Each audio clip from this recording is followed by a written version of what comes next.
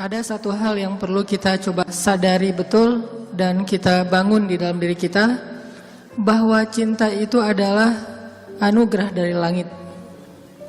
Cinta itu adalah anugerah dari langit. Bahwa cinta itu adalah pemberian dari Allah Subhanahu wa taala. Dan gak mungkin Allah memberikan rasa cinta yang membuat seorang hamba bertambah dosa, itu gak mungkin. Yang menambah dosa, yang menambah kejauhan kita dari Allah Subhanahu wa taala pasti bukan cinta. Jadi kalau ada rasa yang buat kita gak khusyuk dalam sholat, pasti bukan cinta. Kalau ada rasa yang bikin kita jadi sakit hati, pasti bukan cinta. Kalau ada rasa yang kemudian bikin kita malah melakukan perbuatan-perbuatan yang Allah gak suka, pasti bukan cinta. Itu disebut dengan wasawisus syaitan, yang ada di dalam hawa nafsu manusia. Sedangkan cinta semuanya berasal dari Allah Subhanahu wa taala. Dan cinta yang Allah titipkan kepada kita di antara hamba-hamba Allah di muka bumi, di langit dan seterusnya, itu cuma satu bagian dari 100 bagian cinta yang Allah simpan di dalam surga. Jadi satu bagian itulah yang kemudian kita lihat dari seorang ibu kepada anak, dari seorang ayah kepada putranya, dari seorang anak kepada orang tuanya, dari seorang pasangan kepada pasangannya, suami istri, istri kepada. Satu bagian yang kemudian dibagi di antara hamba-hamba Allah yang sangat banyak, miliaran bahkan tidak terhitung. Cuman satu bagian.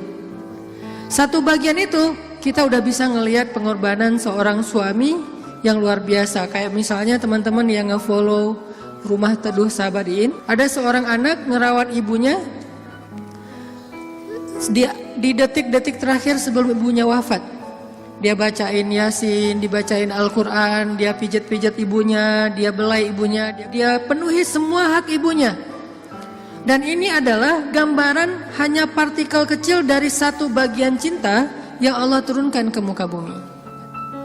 Ini hal yang perlu kita sadari dulu teman-teman, bahwa cinta itu asalnya dari langit. Kalau kita butuh cinta dari siapapun, cinta dari orang soleh, cinta dari ulama, cinta dari orang tua, cinta dari pasangan, cinta dari calon pasangan, cinta dari mantan yang pengen balikan, cinta dari mana aja lah.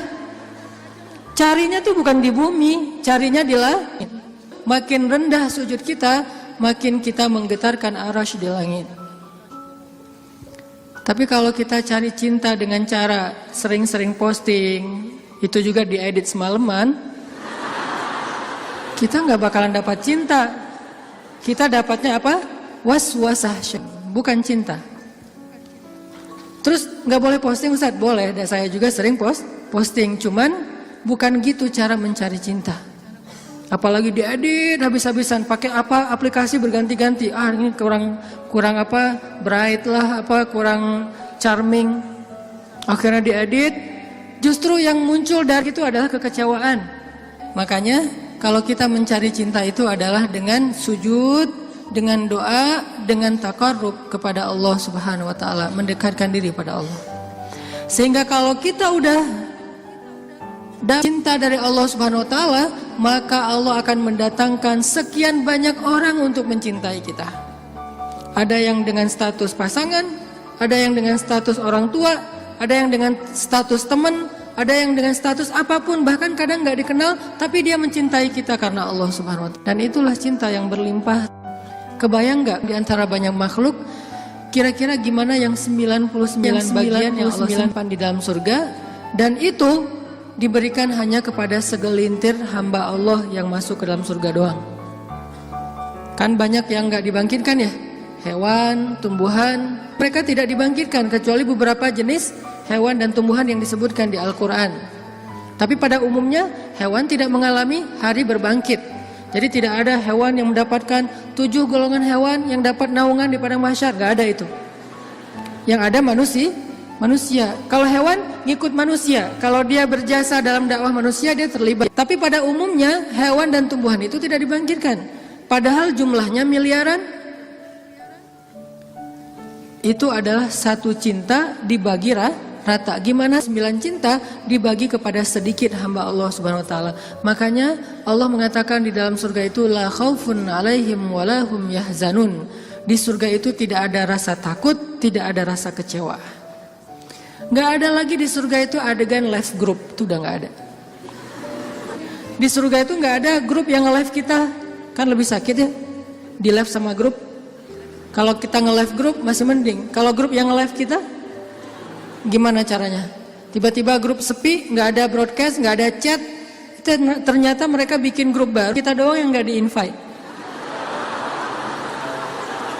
Itu di akhirat udah nggak ada di surga live group, di live sama grup. Di surga itu udah nggak ada bulian. Kenapa nggak ada bulian? Karena udah nggak ada jomblo. Selama masih ada jomblo, semangat nih kalau udah bab kayak gini. Saya bukan mau menzolimi teman-teman gara-gara sering ngebully jomblo. Enggak, saya nggak ngebully, saya cuma empati doang. Kasihan sih.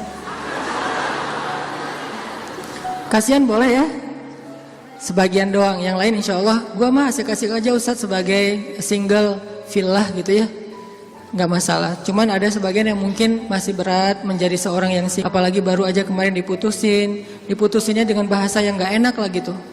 Kita adik kakak aja ya, kan nggak enak tuh. Tahu nggak teman-teman, ada cara mutusin yang lebih kejam dari itu. Kan yang biasa tuh kita temenan aja ya gitu ya, atau kita adik kakak aja. Ada nggak orang yang diputusin sama pasangannya, dibilang kamu tuh jadi ibu saya aja ya, kamu tuh seperti ibu buat saya? Ada. Dalam bahasa fikih disebut dengan zihar. Dalam bahasa saya disebut dengan diputusin dengan cara paling kejam. Di mana ayat zihar? Nanti coba teman-teman kita baca satu ayat aja di dalam surat Al-Mujadilah. Teman-teman bisa buka mushaf Al-Quran.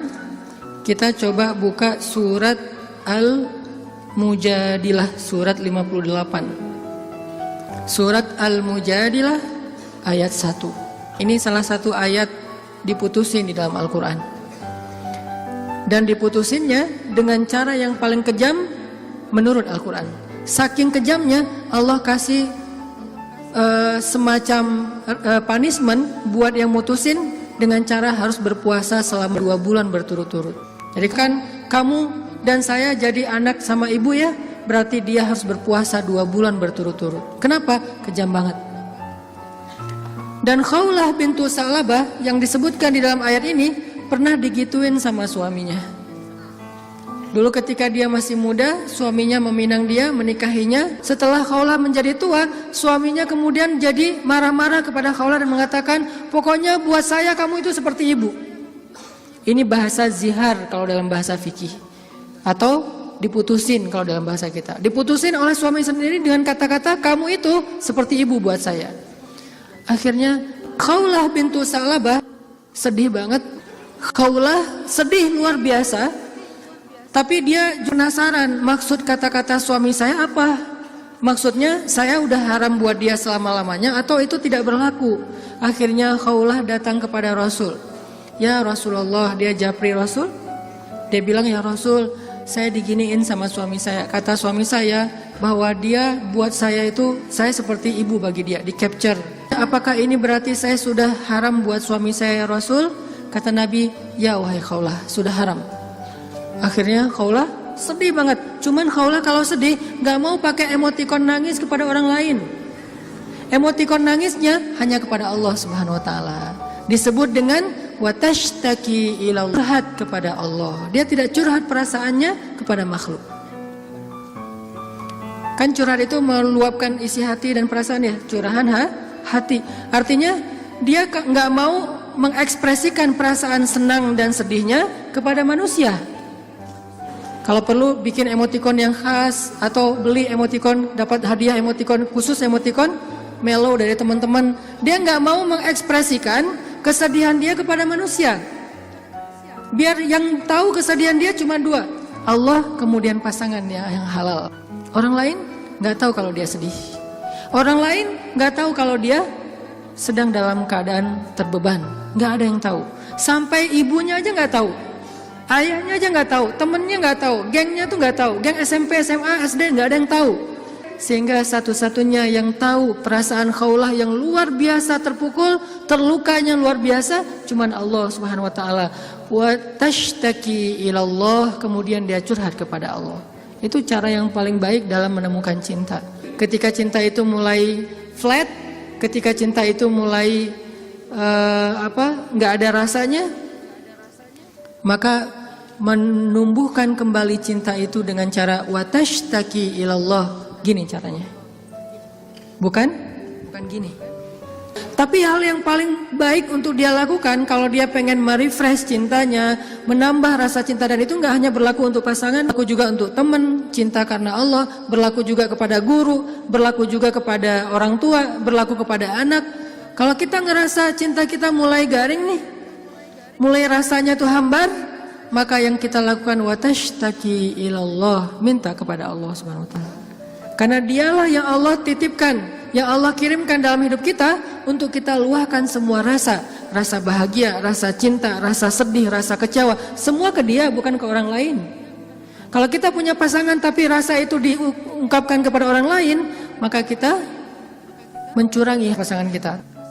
Kita punya pasangan tapi curhatnya ke orang, jadilah TTM ya. Ini berarti kita curang, nggak fair sama pasangan kita. Toh kita juga nggak mau digituin oleh pasangan kita kan? Terus apa yang harus kita lakukan? Kalau kita ngerasa pasangan kita nggak pengertian, ada zat yang maha pengertian untuk kita curhat kepadanya. Kenapa harus orang lain? Dan Allah nggak akan pernah ngebocorin curhat kita ke siapa-siapa, teman-teman. Allah sebaik-baik penjaga rahasia. Dan Allah senang banget dengar curhat kita. Beda dengan orang. Kalau orang teman siapa gitu dengar curhat kita, misalnya kita telepon. Kita telepon di loudspeaker sama dia, ditaruh di meja, terus dia ngapa-ngapain ya? Kita ngomong panjang lebar, pas udah lama nggak dapat respon, kita nanya, kamu dengar nggak sih? Dia langsung lari. Ada yang lebih parah lagi tuh, bukan cuma di loudspeaker, kita baru mulai curhat, dia balik curhat. Aku habis dimarahin sama suami aku. Wah, laki-laki tuh emang kayak gitu. Gue juga tiap hari dimarahin. Tahu nggak gimana cara dimarahin? Panjang tuh. Akhirnya malah dia yang curhat. Kita curhat, dia jadi dapat banyak info, akhirnya dia nikung. Oh, parah banget ya. Pernah ditikung sama teman curhat? Ada sahabat Nabi yang pernah ditikung. Ditikung fisabilillah. Namanya Abu Darda. Abu Darda, temenin aku dong. Ngapain? Ngelamar seorang perempuan, seorang cewek, soleha, hafizah, cantik, terpelajar. Kayaknya nih calon makmum ideal banget. Kenapa ideal? Yang salah baca ketika sholat dia bisa benerin. Tapi insya Allah imamnya nggak bakal salah baca. Kalau yang dibacanya Al-Ikhlas ya. Gua mah pede nggak nyari makmum yang hafiz-hafiz banget. Kenapa? Karena kalau ngimamin surat Al-Ikhlas jadi nggak pernah salah. Salman ngajak Abu Darda. Abu Darda nemenin, datang ke rumah cewek itu. Pak, saya mewakili Salman, pengen ngelamar anak bapak, putri bapak. Kata bapak ini, ya udah saya tanyain dulu ke putri saya, kalau dia setuju nanti saya nikahkan kalian. Harus nanya dulu ke perempuannya, ke putrinya, karena nggak boleh nikah paksa dalam Islam. Sama dengan nggak boleh menghalangnya yang sudah punya niat baik untuk menikah. Sama dengan kita menghalang-halangi anak kita untuk datang ke masjid beribadah. Calon mertua. Nggak boleh menyusah-nyusahin anak kita yang pengen beribadah. Apa ibadahnya? Nikah. Bukankah nikah itu setengah dari agama? Selama itu kita perhatikan bukan sesuatu yang sangat beresiko, yang terlalu terburu-buru, ceroboh, maka biarkan mereka melihat kebesaran Allah Subhanahu wa taala di dalam rumah tangganya. Rumah tangga seperti usaha dibangun dari nol, tiba-tiba Allah kasih banyak kemudahan setelahnya. Udah selesai lamar, ditanya sama ayahnya kepada putrinya, "Nak, gimana tuh ada satu orang cowok di depan ngelamar kamu? Yang mana?" Itu yang Salman, yang orang Asia. Anaknya kemudian keluar ngintip. Ngintip bahasa kita stalking. Karena ada seorang perempuan dilamar, kemudian dia nggak pede gitu. Dia bilang ke Rasulullah, "Ya Rasulullah, boleh nggak kalau saya itu aib saya bahwa dia kepalanya ini rambutnya banyak yang sudah rontok karena penyakit, Kemudian dia bilang, boleh nggak saya pakai rambut palsu atau saya tutup rambut saya dan saya nggak kasih tahu ke siapa-siapa kalau rambut saya itu udah rontok. Kata Nabi, sampaikanlah. Jadi nggak perlu diedit, nggak perlu dibikin yang sekeren mungkin, tapi kemudian orangnya kecewa. Dia stalking, oh itu cowoknya. Kalau yang di sebelahnya itu Abu Darda, ya sudah. Akhirnya si cewek menerima lamaran. Tapi bukan untuk Salman, untuk Abu Darda. Datang bapak itu. Alhamdulillah saya udah bicara dengan anak saya. Oh gimana Pak, Salman udah deg-degan gitu. Sabar ya Salman, ternyata anak saya belum berkenan untuk menikah dengan Salman. Oh nggak apa-apa Pak. Cuman anak saya ternyata ridho menikah. Oh apa-apa. Jadi nggak enak hati gitu kan. Aduh Salman, ini bukan saya loh ya. Mintakan tadi kamu dengarkan saya ngomong apa. Kata Salman, udah biasa aja kali Abu Darda. Tapi saya nggak mau nikung kamu. Udah nggak apa-apa. Kan Allah menciptakan kita berpasang-pasangan. Masing-masing udah ada takdirnya. Akhirnya Abu Darda nggak enak banget. Si bapak juga terlalu vulgar. Harusnya kan biarin dulu mereka pulang di Japri ya. Abu Darda balik kan bisa ya. Abu Darda ditelepon gitu balik. Mau ada yang diobrolin. Kenapa di depan Salman? Sehingga Salman jadi sedih. Enggak, ternyata mereka paham. Cinta mereka itu karena Allah SWT. Kalau belum berjodoh berarti emang bukan itu cintanya. Dan mereka tidak akan memberikan hatinya. Karena hati itu satu-satunya organ di datu yang paling berharga. Dan dia gak akan ngasih kecuali kepada orang yang sudah berakad. Saya terima nikahnya. Dan kemudian dikatakan oleh saksi sah. Kecuali saksinya mantan, itu gak bakalan sah. Saya terima nikahnya. Gimana saksi? Belum. Oh ya, ulangi lagi. Udah 100 kali, belum aja. Kenapa? Saksi nggak bisa move on. Yang lebih berat tuh bukan saksinya yang mantan, KUA-nya yang mantan. Tuh parah tuh. Ini kenapa ya persyaratan nggak ada yang lengkap ya? Semuanya persyaratan kurang aja gara-gara KUA-nya adalah mantan. Nauzubillah lah ya. Kan pernah viral tuh di Instagram yang seseorang ngelakuin kriminal kemudian disidang. Kebayang gak sih pas lagi di sidang gitu ternyata ketua majelis hakimnya itu mantan kita. Wah, jadi kamu setelah putus dari aku jadi gini? Iya, aku gak bisa hidup lagi tanpa kamu. Ya udah apa? Kamu saya vonis menikah dengan saya. Gak penting juga. Nah akhirnya kita balik lagi ke cerita Khawlah. Khawlah curhat kepada Allah. Ketika ada masalah, Khawlah bilang ya Rabbi ilahi. Dia curhat, dia nangis, dia habis-habisan hanya di hadapan Allah saja.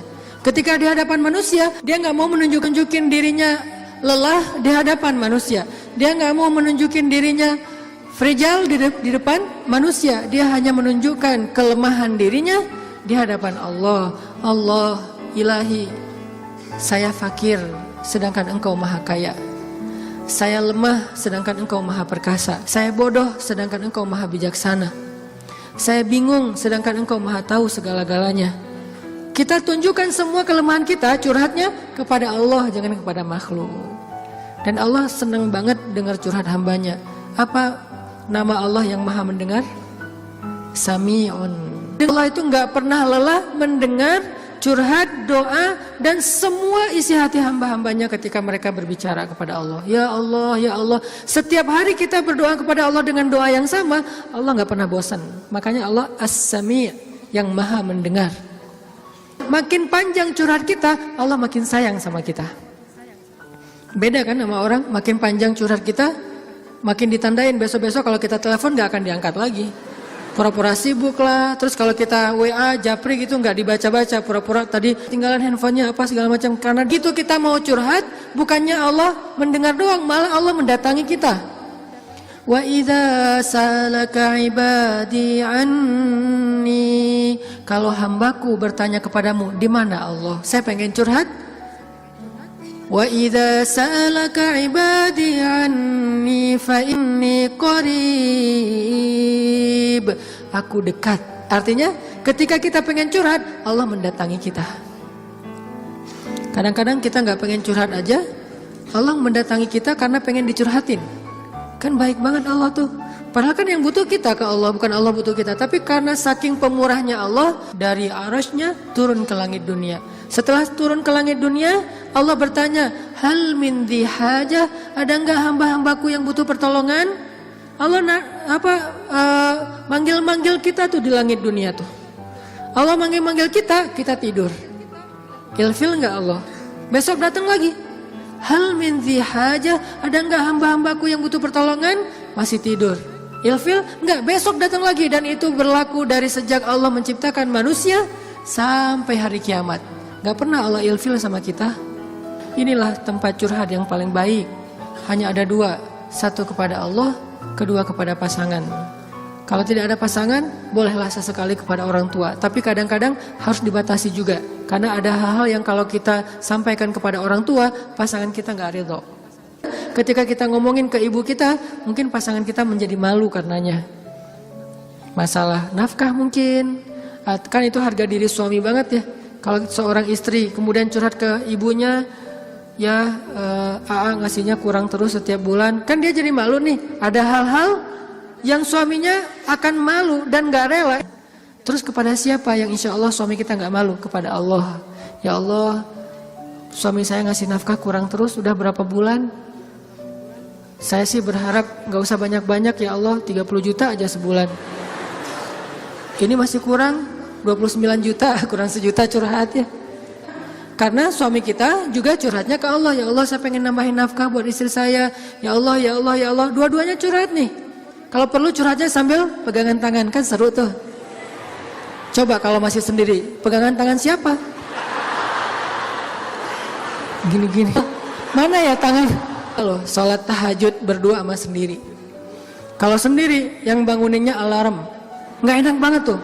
Ring, apa sih berisik? Tapi kalau udah berpasangan, yang banguninnya suara lembut. Kang, bangun. Akhirnya makin tidur. Ini tapi bukan fikih ya. Ini iseng-isengan saya doang nanya ke istri saya. Yang. Kalau kita sholat tuh boleh gak sih gandengan? Istri saya nanya, gandengan gimana? Jadi kita tengah malam tuh nanya-nanya kayak gituan. Gandengan gimana? Gini, jadi kita takbir terus. Boleh gak sih kayak gitu? Nanya ya. Tapi kalau deketan boleh kan? Boleh. Ya udah deketan lagi dong. Lagi sah. Bisa gak ngomong kayak gitu ke teman kos-kosan? Deket lagi dong. Bahaya. Makanya teman-teman curhat sama Allah SWT. Analogi dan contoh kasusnya mungkin masalah cinta dengan pasangan ya. Tapi moral of the story-nya tuh bisa kita pakai dalam apa aja. Karena kita punya masalah bukan cuma dengan pasangan, bukan cuma dengan teman, tapi kita punya masalah dalam pekerjaan, dalam apa aja. Pokoknya mau curhat ke langit. Karena Allah selalu menunggu kita curhat. Yang di seluruh bumi juga makhluk-makhluk Allah selain jin dan manusia setiap hari berdoa kepada Allah. Masa kita nggak mau berdoa? Kulla yaumin huwa fi sya'n wa la ya'uduhu hifdzuhuma. Curhat sama Allah. Akhirnya Khawlah udah selesai datang ke Nabi. Kalau bahasa kita kayak ngejapri ke Nabi gitu. Nabi bilang, kamu sama suami kamu sudah haram selama-lamanya. Karena zihar itu adalah tradisi Arab jahiliyah. Kamu buat saya seperti ibu. Itu tradisi Arab jahiliyah yang gak baik banget. Sangat-sangat tidak adil kepada perempuan. Jadi ini salah satu ayat bukti bahwa Al-Quran itu benar-benar turun untuk mengangkat kehormatan perempuan. Karena tradisi Arab jahiliyah, kalau dia udah mulai bosan sama istrinya, langsung dia ceraikan seumur hidup. Kenapa seumur hidup? Biar gak dapat waris, biar gak ada tanggung jawab apa-apa, nafkah segala macam. Kan curang banget kan? Dinikahi ketika muda, pas udah tua diceraikan tanpa ada harapan warisan dan nafkah lagi selama-lamanya. Ternyata Khawlah gak berhenti dengan bertanya kepada Nabi doang. Dia minta kepada Allah. Tadinya gak ada loh fikih zihar di dalam Islam tuh gak ada. Gak ada syariat hukum tentang bab zihar di dalam Islam. Baru ada setelah Khawlah curhat. Jadi bisa dibilang beberapa syariat Islam itu muncul hasil dari curhat-curhat para hamba. Apa arti Al-Mujadilah? Perempuan yang sedang curhat. Ini surat curhat di dalam Al-Quran. Akhirnya turun ayat, Allah sudah mendengar pembicaraan kalian berdua. Allah tahu banget isi japri-japrian kalian. Kemudian Allah mengatakan zihar itu adalah dosa besar. Dan orang yang melakukan zihar tidak berlaku untuk istrinya. Tapi dia wajib menebus dosa itu dengan cara berpuasa 2 bulan berturut-turut. Suami dari Khawlah orang yang sudah sangat tua. Nabi panggil dia ke sini. Akhirnya sahabat nyari-nyari dia, dipanggil ke rumah Nabi. Kemudian Nabi mengatakan, sudah turun ayat tentang masalah kamu dengan Khawlah. Allah nggak redha dengan apa yang kamu lakukan kepada Khawlah. Akhirnya dia dimarahin sama Nabi.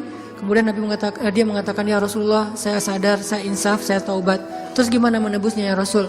Kata Nabi, berpuasalah 2 bulan berturut-turut. Dia bingung. Rasul, saya ini laki-laki yang sudah tua. Jangankan 2 bulan berturut-turut, sehari aja batal. Nggak boleh batal sehari aja, nggak boleh. Kalau batal sehari, nggak bisa besok dilanjutkan, nggak bisa. Langsung mulai dari nol. Ya Rasul, saya puasa sehari aja nggak kuat, gimana 2 bulan?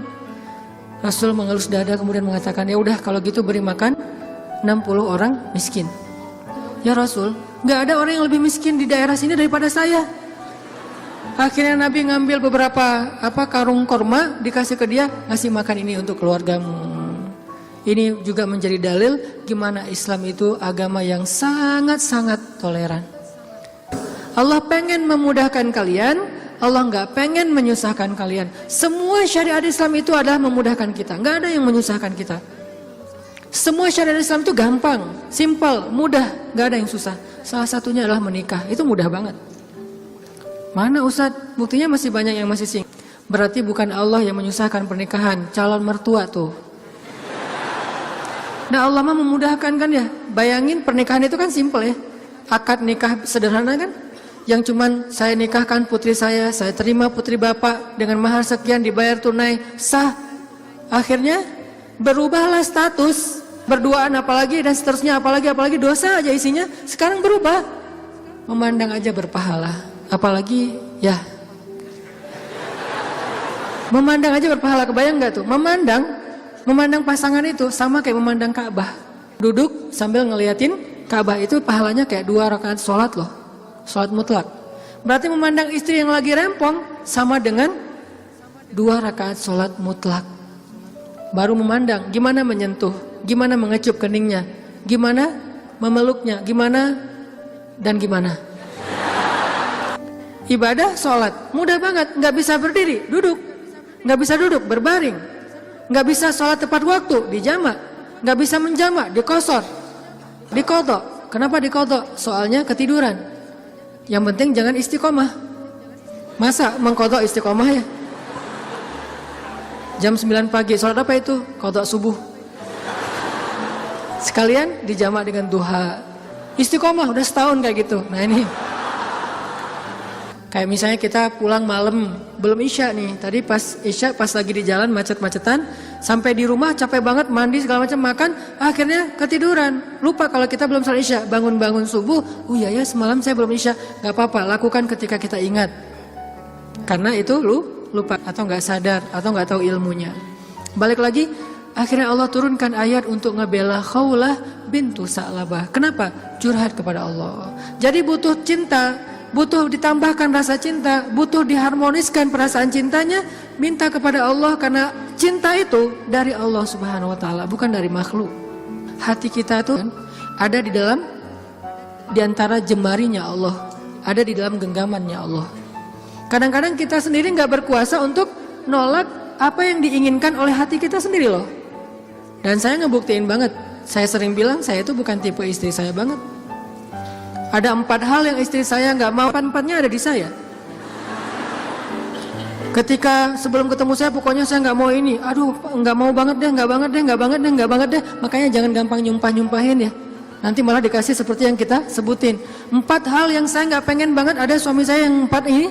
Ternyata pada diri saya ada 4-4-nya. Ya Allah, tundukkanlah hatinya untukku, ditundukkan. Kok saya nggak bisa nolak kamu? Ya. Kuat-kuatan doa kan? Dia berdoa, ya Allah please jangan orang itu. Ya Allah please yang dia. Kuat-kuatan doa. Ya Allah jangan orang itu, please jangan orang itu. Ya Allah please dia aja, jangan yang lain. Ustadz dilawan ya. Doa. Jadi minta sama Allah itu gampang banget loh. Hidup kita tuh cuma masalahnya cuma gini doang. Buat saya hidup saya itu modalnya bukan duit, bukan teman, walaupun itu semuanya penting dan berharga, tapi modal paling penting dalam hidup saya itu ini. Makanya saya nggak mau sama sekali menggadaikan doa dengan makanan yang syubhat dan haram, nggak mau saya. Misalnya jalan ke luar negeri kayak kemarin New Zealand, Jepang yang bukan, yang muslimnya minoritas kan susah nyari makanan halal tuh. Mending lapar daripada saya akhirnya mencari-cari alasan, ini kan darurat kan udah nggak ada pilihan segala macam. Ini kan makannya ikan, tapi kan satu minyak dengan makanan yang nggak halal. KFC kalau di luar negeri itu halal. Mungkin kalau di Singapura McD KFC-nya udah ada label halal, tapi kalau di beberapa negara yang lain nggak ada label halal. Walaupun ayam kan bukan babi Ustaz, bukan pork, tapi kan dia nggak disembelih dengan nama Allah. Saya nggak mau, pengen ngerasain gimana ya rasanya ayam goreng di mana gitu, ayam kriuk di mana, dia beda dengan di Indonesia. Tapi kan itu bahayanya bukan masalah hal haram, menggadaikan doa kita. Begitu kita makan, kenyangnya cuma sebentar, nanti juga udah lapar lagi, tapi doa kita ditolak 40 hari 40 malam. Gimana kalau pas lagi di luar negeri, terus kita ada masalah di imigrasi pas di bandara, kita berdoa, gimana cara Allah akan mengabulkan? Kenapa? Modal kita dalam hidup tuh doa banget tuh. Saya ngerasa banget banyak keajaiban dalam hidup gara-gara berdoa. Bukan berarti saya udah soleh ya, bukan. Allah yang maha baik. Minta, ya Allah saya lagi butuh ini. Jadi duit kita teman-teman ada di sisi Allah. Jadi gak usah khawatir, tinggal minta. Teman-teman khawatir gak nyimpan duit di bank? Gak khawatir kan?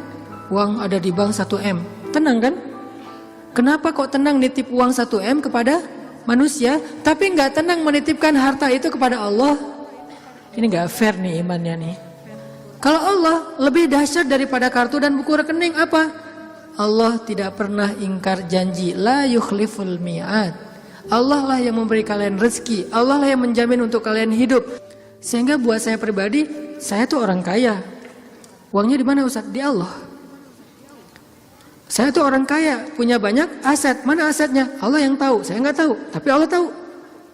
Kan gitu kan, sederhana sebetulnya, gampang banget. Duit ada di Allah. Sama kayak orang bilang, saya banyak duit, alhamdulillah sekarang ada beberapa ratus juta. Di mana? Di bank. Aman? Enggak. Walaupun kita merasa nyaman, tapi enggak aman. Kalau di Allah, kita enggak merasa nyaman, padahal itu yang paling aman. Tapi kan enggak ada wujudnya Ustaz. Emang di bank ada wujudnya? Tapi kan enggak ada bukti apa-apa segala macam. Apakah Allah pernah ingkar janji? Enggak pernah. Tapi nariknya gimana Ustaz? Kalau ke bank kita tinggal datang ke tellernya, kita minta. Kalau ke Allah lebih gampang, gak perlu macet-macetan ke teller, gak perlu ngambil nomor antri, tinggal gini doang. Lebih mudah. Gak ada tapi untuk Allah. Tapi itu hanya berlaku buat kita. Sebaik apapun kita ada tapinya. Tapi kan dia juga manusia. Minimal.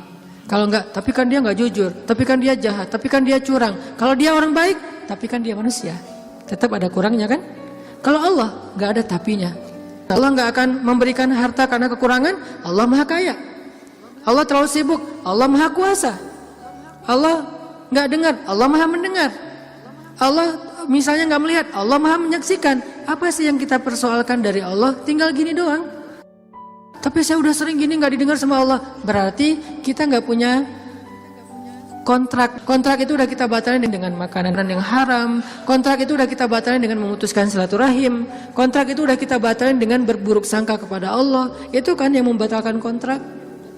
Begitu kita berburuk sangka kepada Allah, apa sih maunya Allah nih? Ya Allah, please tolong saya dong. Tapi ngomongnya apa sih maunya? Allah, batal kontraknya. Harusnya kita mengatakan, ya Allah, bantu saya ya Allah. Saya yakin tidak ada sesuatu yang sia-sia dari takdirmu. Kita berbaik sangka kepada Allah, maka Allah pasti akan menunaikan janji. Wa aufu bi ahdi, ufi bi ahdikum. Tunaikan janji kalian kepada aku tunaikan janji aku kepada kalian. Modal itu doa banget teman-teman. Doa banget. Cinta, mau dapat sahabat, mau dapat pasangan, mau dapat kasih sayang orang tua, mau dapat doa dari orang-orang soleh, mau dapat rezeki yang berkah, mau dapat terutama cinta dari Allah. Caranya adalah menengadahlah ke langit, bukan ke bumi. Sujudlah di bumi, lalu memintalah ke langit. Maka Allah Subhanahu wa ta'ala akan melimpahi kita dengan rasa. Tinggal kita yakin aja sama Allah. Masalah yakin inilah yang membuat kita kadang-kadang jadi harus menunggu. Menunggu keajaiban dari Allah tergantung tingkat keraguan. Makin besar ragu kita, makin lama kita menunggu datangnya pertolongan Allah.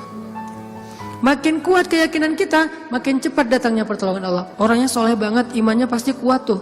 Tapi dia belum ditolong aja sama Allah. Nah, berarti kita belum paham cara Allah menolong kita. Allah nolong kita itu dengan dua cara teman-teman.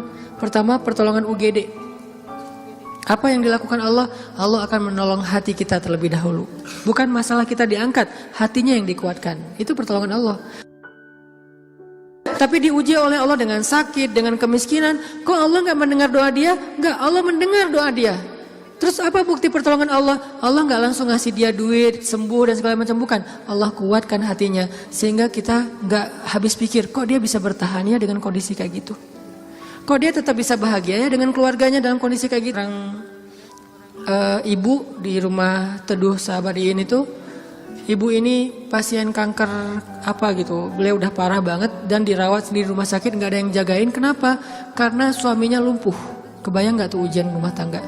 Anaknya masih kecil-kecil, salah satu anaknya tuh SMA ngurus ayahnya, sementara suaminya lumpuh udah nggak bisa ngapa-ngapain, buang air kecil air besar di tempat tidur, semuanya di tempat tidur, nggak berdaya. Istrinya kanker stadium lanjut, dirawat di rumah sakit Hasan Sadikin tapi nggak dapat kamar sehingga harus bolak-balik. Kalau bolak-balik ke rumah jauh, akhirnya tinggal di rumah teduh. Cuman yang pertanyaan istri saya agak heran, udah berapa lama suaminya lumpuh? Udah 3 tahun. Istri saya ngelihat anaknya baru 1 tahun. Loh, anaknya baru 1 tahun ya? Iya. Suami udah lumpuh 3 tahun. Terus gimana caranya? Maksudnya masih bisa dikasih keturunan? Yang penting jangan dibayangin aja. Nggak boleh ngebayangin. Kita hanya ngebahas hikmah. Bukan kok bisa ya? Masya Allah luar biasa ya. Allah masih tetap ngasih kebahagiaan kepada mereka. Anak bayi sebagai hiburan buat mereka. Kalau suaminya lagi kangen anaknya dibawa ke rumah. Kalau istrinya lagi kangen dibawa ke rumah sakit. Ganti-gantian, penyejuk hati mereka. Allah pengen menguatkan hati mereka dengan sakitnya lewat seorang bayi. Itu cara Allah menolong kita teman-teman sebelum diangkat masalah kita. Sehingga jangan salah paham kalau ada orang soleh miskin. Kalau ada orang soleh sakit. Kalau ada orang soleh kena musibah terus. Mungkin Allah tidak langsung menyelesaikan masalah dia, tetapi Allah lebih suka untuk menjaga hati dia. Karena dengan cara kayak gitu Allah akan terus dekat dengan dia. Kadang kalau kita diselesaikan masalahnya oleh Allah, tiba-tiba jadi jauh kan? Ya Allah tolong saya tahajud 1 juz 1 malam. Luar biasa tuh kalau lagi ada masalah. 1 masalah selesai, gak usah tahajud, sholat aja dijamak lagi tuh tadi. Maghrib dijamak dengan Isya, Zuhur dijamak dengan Asar, Subuh dijamak dengan Duha. Jadi sehari menjamak 3 kali sholat. Kenapa? Udah gak ngerasa butuh sama Allah. Allah tahu itu. Makanya ini kayaknya hambaku nih kalau aku tolong nanti jauh lagi. Sementara aku kangen. Kan tetap happy, tetap bahagia. Yang gak bahagia itu orang yang lihat. Yang justru gak tega itu yang ngelihat, yang ngerasain. Biasa-biasa aja. Saya kadang-kadang gak habis pikir dengan beberapa orang teman saya soleh banget, hidupnya tuh susah banget. Kerjaannya gak jelas, penghasilannya gak seberapa, anaknya banyak, dan sering nunggak gitu di sekolah teh. Tapi saya lihat keluarganya, anak-anaknya senyum-senyum semuanya, pada hafal Al-Quran, suami istri akur, segala macam. Kok mereka bisa bahagia dengan modal hidup yang cuma segitu, sementara ada keluarga lain yang modal hidupnya berlimpah tapi gak bahagia. Karena yang ini ditolong hatinya, yang itu tidak ditolong hatinya. Minta aja sama Allah, apapun masalah kita. Apalagi cuma masalah perasaan hati. Allah bolak-balikan hati sesuka Allah. Gampang banget buat Allah. Kadang-kadang yang saya cerita, ketika kita terbesit dalam hati aja Allah wujudkan kan. Kayak ada seorang ibu di Dumai, cuman terbesit di hati gak ngomong loh. Tiba-tiba saya kepikiran, pengen ke Dumai Kenapa Ustaz? Gak tahu, pengen aja ke Dumai. Akhirnya kita ngumpulin tuh daftar yang ngundang di seluruh Indonesia, terus kita yang nentuin mau kemana. Ke Dumai Akhirnya nentuin beli tiket ke Dumai, walaupun sebetulnya jadwalnya tuh rush banget loh. Jadi jadwalnya tuh sangat padat, tapi bela-belain ke Dumai. Kenapa? Allah yang menuntun hati saya, menggerakkan hati saya untuk datang ke Dumai. Begitu saya sampai di Dumai, ternyata Allah men-setting beliau yang menjemput kita di bandara, lalu satu mobil, kata beliau, inilah batin saya sebulan yang lalu. Allah ngasih bukan cuma di sebuah taklim, satu mobil bisa curhat masalahnya. Bukan saya soleh, bukan, dianya yang solehah. Allah yang maha baik. Dan kita bisa banget. Jadi kalau orang bisa datang ke kita lewat doa, berarti jodoh juga bisa datang ke kita lewat doa. Tinggal kuat-kuatin aja doanya kayak tadi.